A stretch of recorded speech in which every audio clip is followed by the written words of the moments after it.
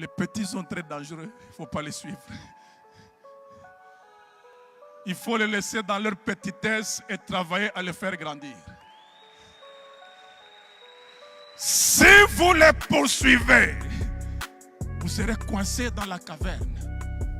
Et une autre fois, David a perdu son épée et sa cruche d'eau. David lui a dit, voilà. Et les petits, ça j'aimerais bien vous le dire, dès qu'on vous attaque, ne répliquez pas, entassez les preuves de votre bonne foi.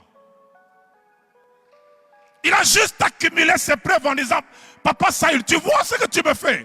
Mais regarde, j'avais toutes les opportunités de t'abattre, mais je ne t'ai pas abattu. J'ai juste coupé ta robe. C'est déjà pas bien, mais tu vois un peu ma bonne foi.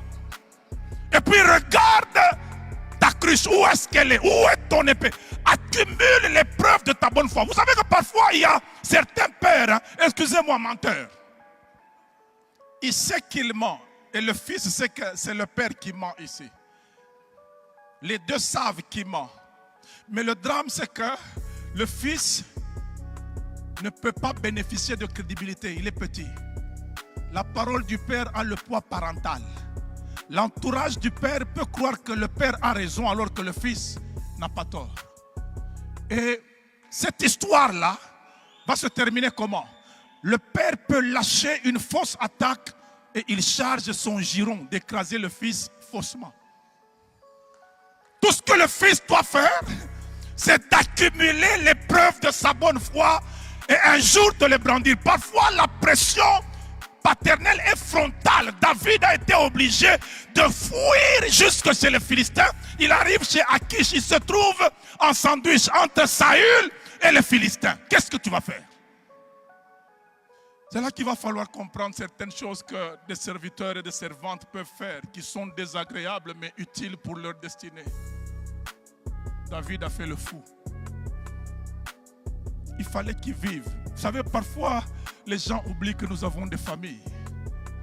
Et que quand tu me mets tellement la pression, les miens ne respirent pas bien. Il faut que je les sauve.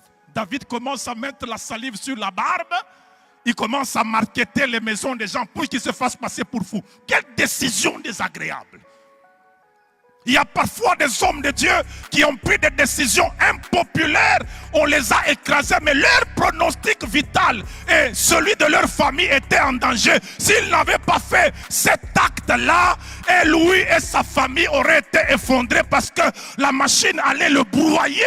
La seule façon de s'échapper, c'était de prendre une décision impopulaire.